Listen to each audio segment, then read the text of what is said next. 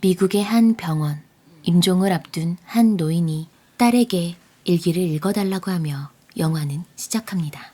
때는 1918년 1차 세계대전이 끝난 날, 축제 분위기 속 한 남자가 허겁지겁 내달리기 시작합니다. 집으로 귀가한 그는 아내를 잃고 그날 출생한 갓난쟁이 아들을 버립니다. 사랑을 속삭이던 두 남녀가 계단을 걸어 내려오다 아기 울음소리에 놀라게 되고 더 놀랄 일이 있었으니 Seen anything like it? Nearly blind from cataracts. Infirmities not of a newborn, but of a man well in his 80s on his way to the grave. 얼마 살지 못하고 죽을 거라는 의사의 말에도 기적을 믿는 퀸이는 이 불쌍한 아이를 키우기로 결심하고 요양원 식구들에게 소개하며 이름을 붙여주죠. Benjamin.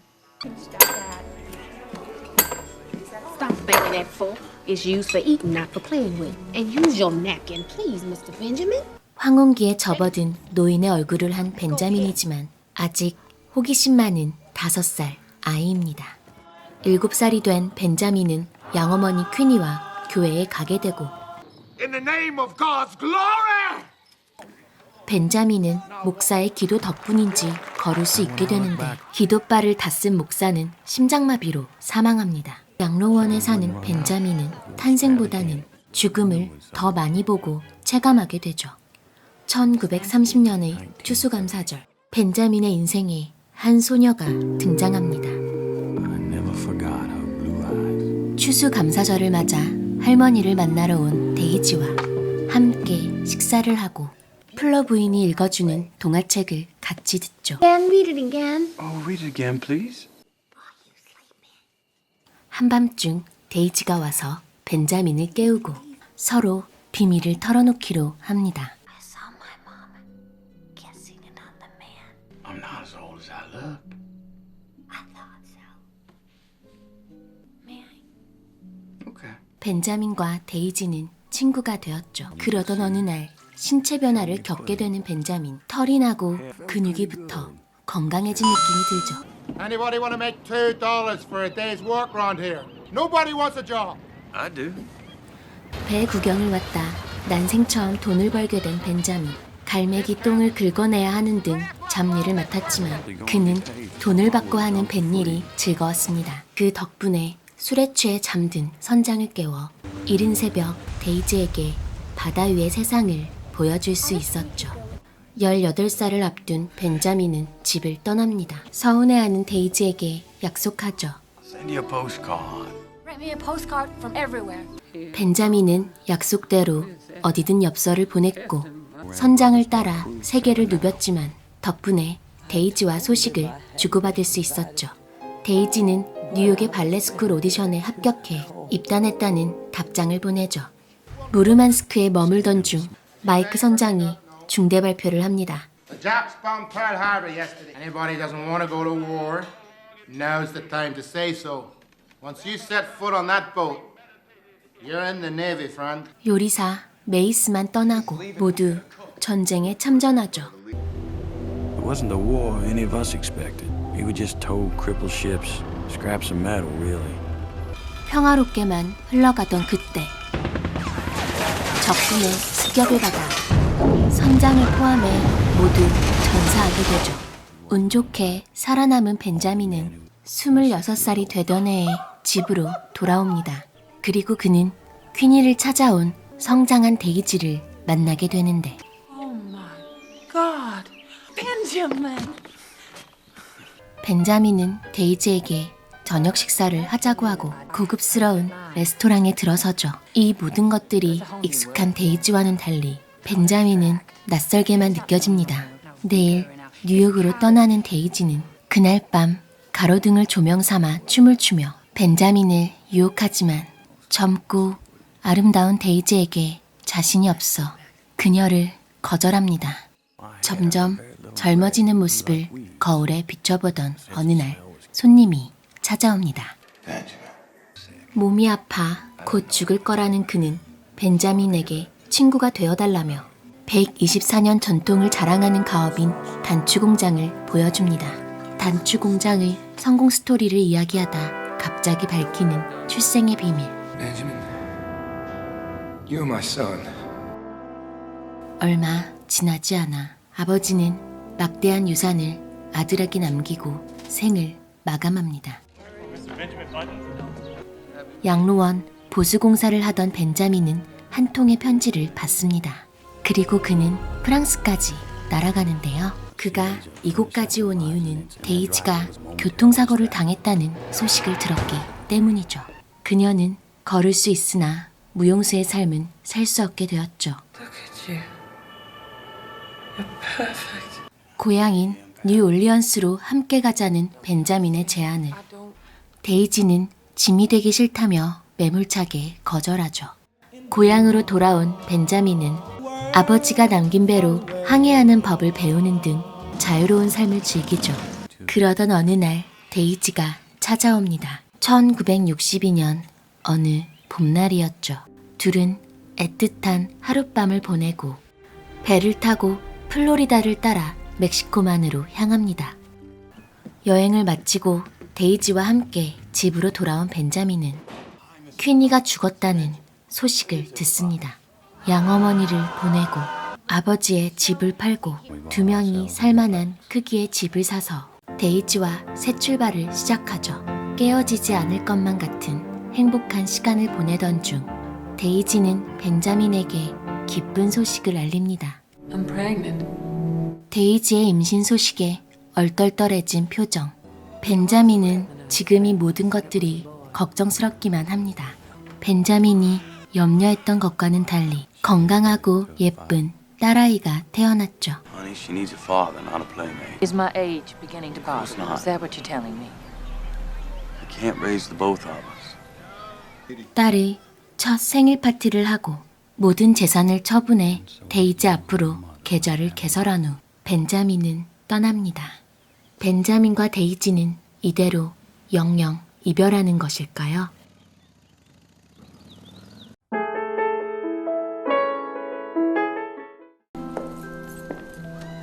I'm sorry, we're closing. 아주 오랜 시간이 흘러 데이지가 운영하는 발레 학원에 들른 벤자민. 그는 이제 20대 청년의 모습을 하고 있죠. 어느새 훌쩍 큰 딸을 만나지만 데이지의 먼 친척으로 소개되고 데이지를 데리러 온 그녀의 남편도 만납니다. 단란한 가족이 집으로 향하는 것을 슬프게 바라보는 벤자민.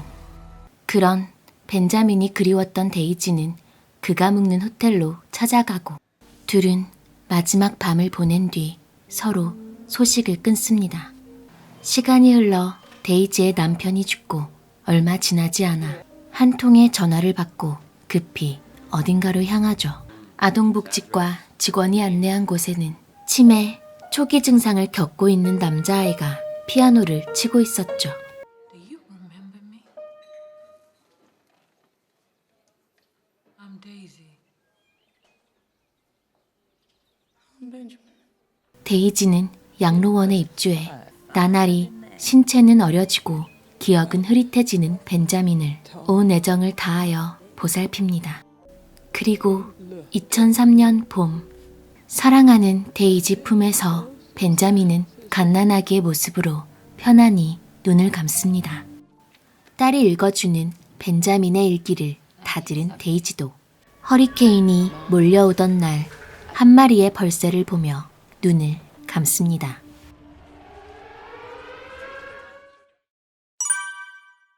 안녕하세요. 무비타임즈입니다. 벤자민 버튼의 시간은 거꾸로 간다는 위대한 개츠비를 쓴 프랜시스 스콧 피츠제럴드의 원작인 벤자민 버튼이 기이한 사건을 두고 만들었지만 나이가 들며 어려진다는 컨셉만 가져왔을 뿐 전체적인 스토리는 에릭 로스에 의한 각본으로 재탄생되었습니다. 에릭 로스는 포레스트 검프의 시나리오를 집필한 작가죠. 그래서 이 작품도 포레스트 검프처럼 역사와 시대적 배경이 잘 어우러졌습니다.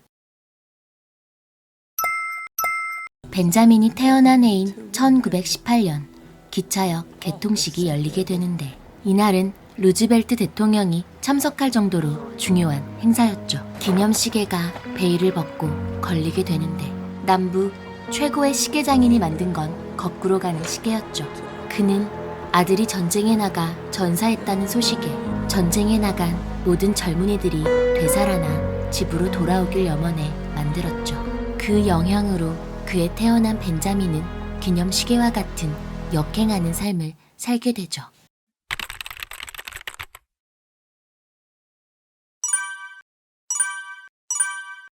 벌새는 세상에서 가장 작은 새로 좀처럼 보기 힘들죠. 이 영화는 흔히 볼 수 없는 벌새를 3번이나 등장시킵니다. 첫 번째는 무르만스크에서 마이크 선장이 벌새의 특징을 말하며 가슴팍의 타투를 보여주고 배에서 유일하게 살아남은 벤자민은 다음날 마이크 선장이 장황하게 설명하던 벌새를 보게 되죠. 데이지가 죽기 전 본 창밖의 벌새가 3번째 등장입니다. 지구상에서 유일하게 후진 비행이 가능한 새이기에 벤자민의 인생과도 절묘하게 맞아떨어지는 새입니다. 벤자민이 본 벌새는 마이크 선장의 자유입니다. 예술가를 꿈꿨지만 아버지의 강요로 인해 뱃일을 하게 되어 억압된 자유와 꿈을 벤자민에게 얘기한 적이 있습니다. 벌새의 날개짓을 느린 속도로 보면 무한의 기호와 같은데 영원을 의미합니다. 벤자민은 죽었지만 그의 일기가 딸에게 전달되며 그의 이야기는 영원해지죠. 벤자민은 26살 어느 봄날 집에 돌아오고 1962년 어느 봄날 데이지와 재회하며 2003년 어느 봄날 데이지의 품에서 생을 마감합니다. 벤자민에게 봄은 집이었으며 설렘이었고 안식처였습니다. 데이지가 죽는 날 허리케인이 몰려오는데 허리케인이 등장하며 모든 것을 쓸어버리고 정상으로 돌려놓음을 의미로 둔 것 같습니다. 2003년 카트리나로 큰 피해를 입은 뉴얼리언스 주민들은 이 영화로 많은 위로를 받았다고 합니다.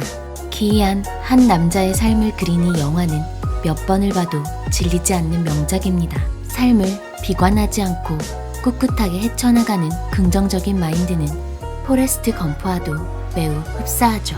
리뷰에 벤자민이 겪는 모든 일들을 담지 못했기에 꼭 전체 영화를 보시길 추천드립니다. 벤자민이 매년 딸의 생일에 보낸 엽서에 써있던 말 중 가장 용기를 얻었던 글귀가 있는데요.